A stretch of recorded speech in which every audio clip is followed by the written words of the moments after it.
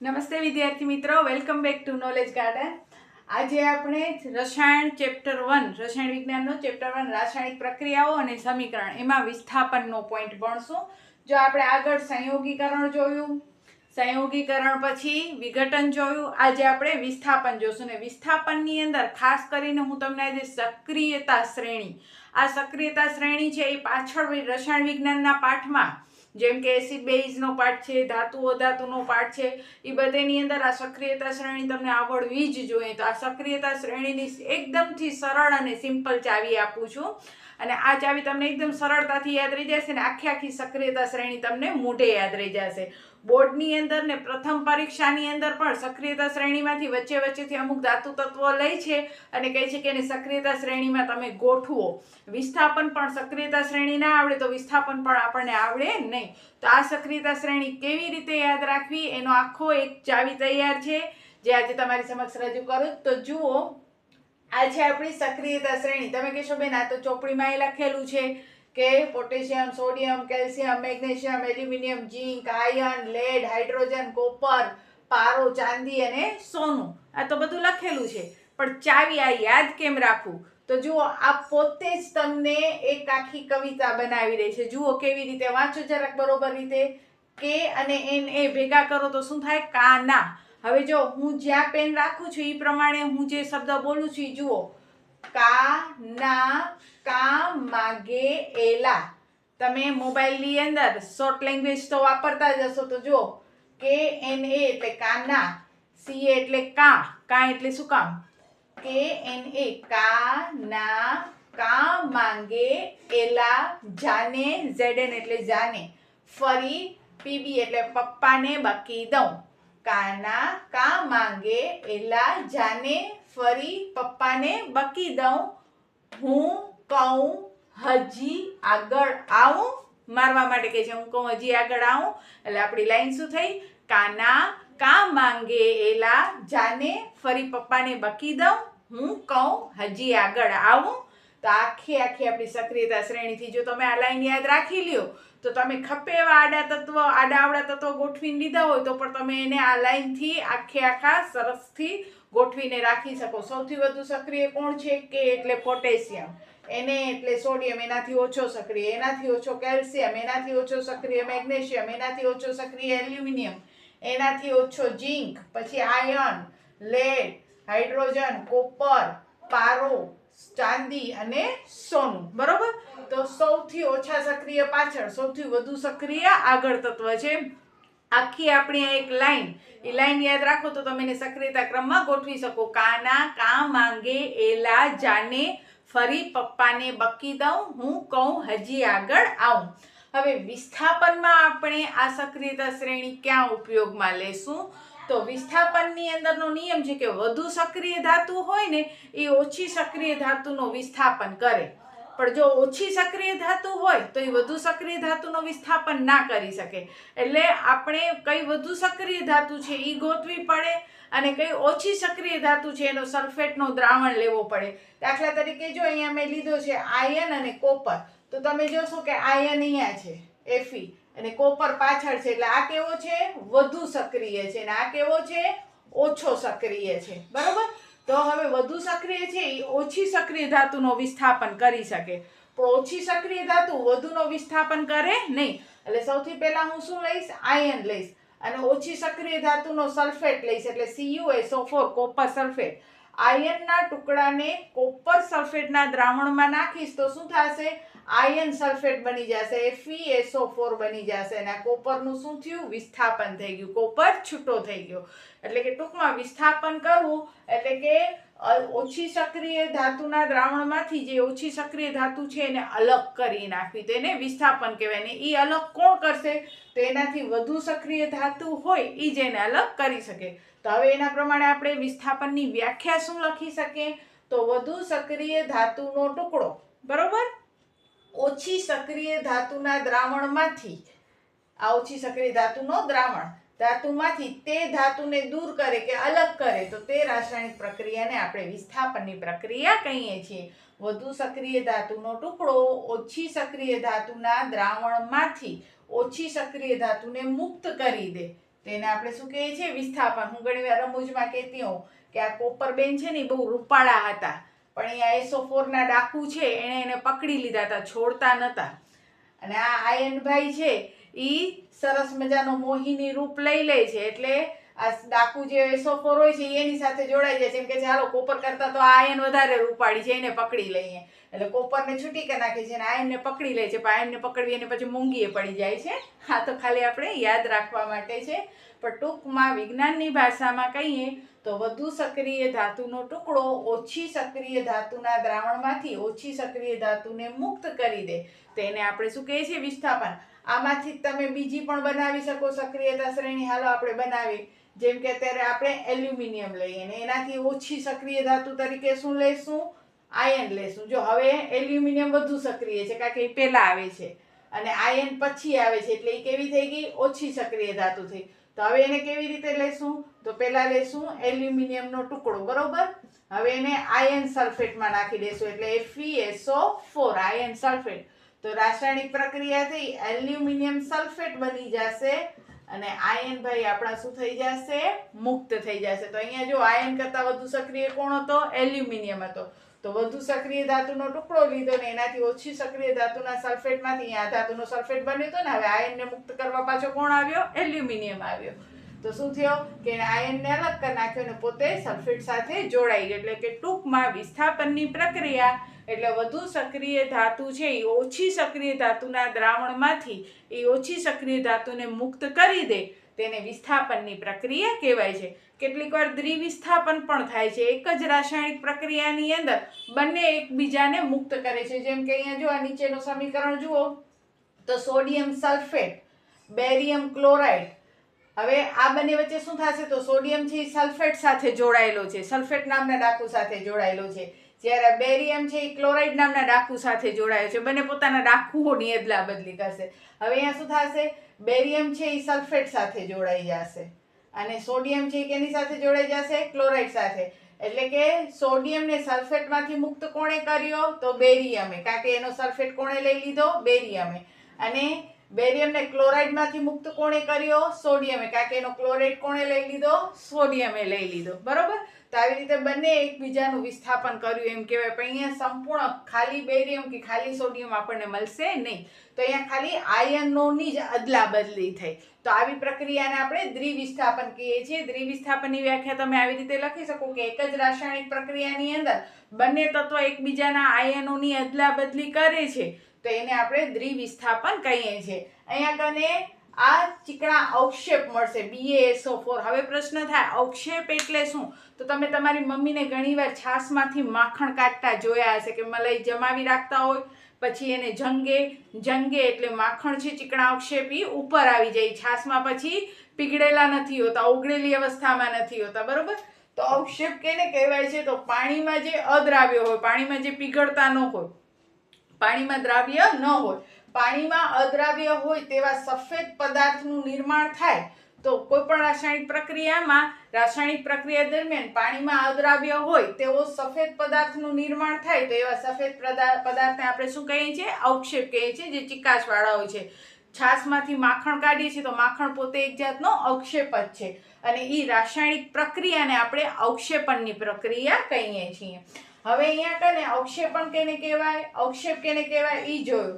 પ્રક્રિયાઓ, જે રાસાયણિક પ્રક્રિયાઓમાં આયનોની આપ-લે થાય તો એ દ્વિવિસ્થાપન થયું. આ દ્વિવિસ્થાપનમાં આપણે બેરિયમ સલ્ફેટના આવા જ અવક્ષેપ મળતા હોય છે. તો આ આખી થઈ વિસ્થાપનની પ્રક્રિયા. બોર્ડની અંદર તમને મેં કીધું કે આ સક્રિયતા શ્રેણી છે, કેવી રીતે પૂછે છે? તો સક્રિયતા શ્રેણી તમને પૂછે, ધારો કે આવી રીતે આપી દેશે aluminium, Ca, Cu, Mg, Au અને K, અને કહેશે કે આને અહીંયા ફરીથી લખું કારણ કે કદાચ નીચે તમને નહીં દેખાય.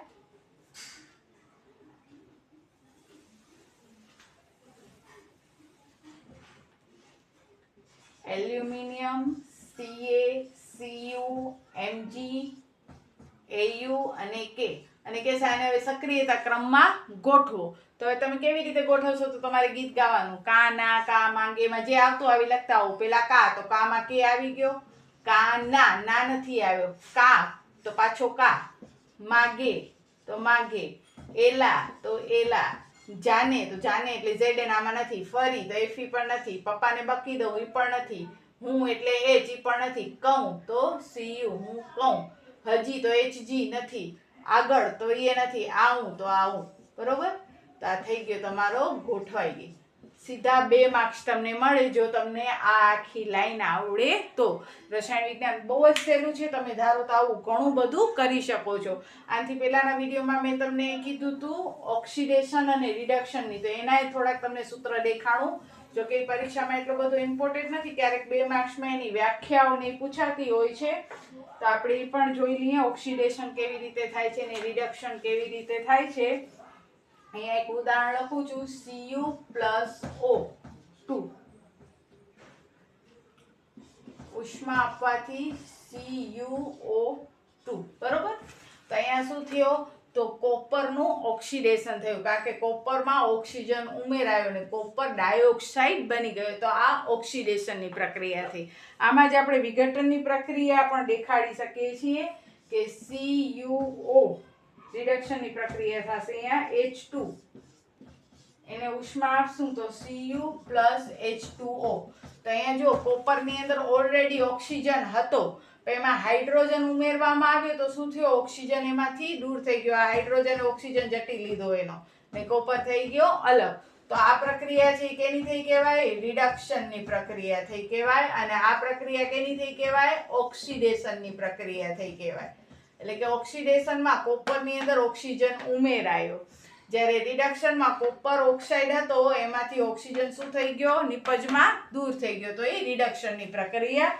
અને એવી જ એક રેડોક્સની પ્રક્રિયા જોઈએ, તો આને આપણે રેડોક્સ પણ કહી શકીએ. કેવી રીતે?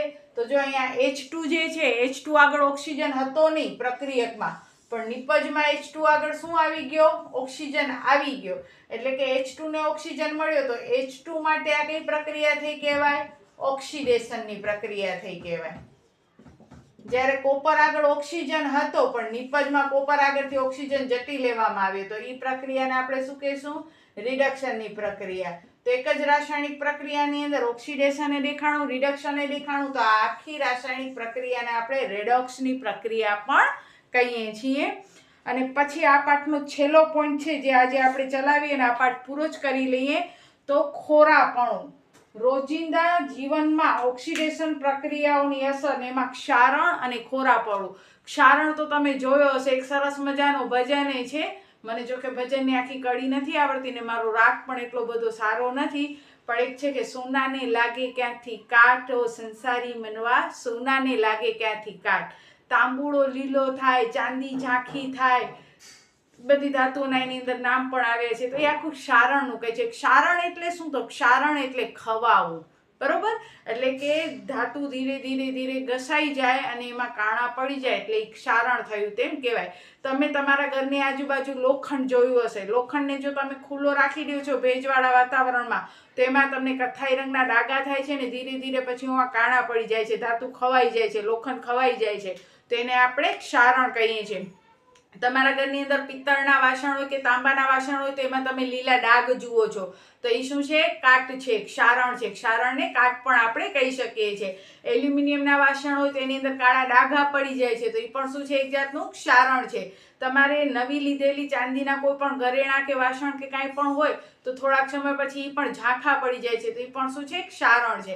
આ ક્ષારણ નિવારવા માટે ઘણા બધા ઉપાયો પણ છે, જેમ કે લોખંડને કટાતું અટકાવવા માટે એના ઉપર આપણે ઇનેમલ લગાડી દઈએ છીએ, ઇનેમલ ઓઇલ આવે છે.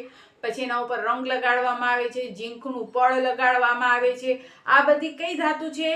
જે લોખંડ કરતાં ઓછી સક્રિય ધાતુ છે. જો લોખંડ એટલે આયરો Fe કરતાં ઓછી ધાતુ, તો આ ઝીંક, એલ્યુમિનિયમ, મેગ્નેશિયમ આ બધા એનાથી વધુ સક્રિય છે. બરોબર? અને આ બધા એનાથી કેવા છે? ઓછા સક્રિય છે. તો આમ જાશો તો વધુ સક્રિય અને આ સાઈડ જાશો તો ઓછા સક્રિય. તો જે લોખંડ છે, લોખંડની ઉપર આપણે એક એવો પડ લગાડવાનો છે કે જે ઓછો સક્રિય હોય, તો શું થશે એનાથી?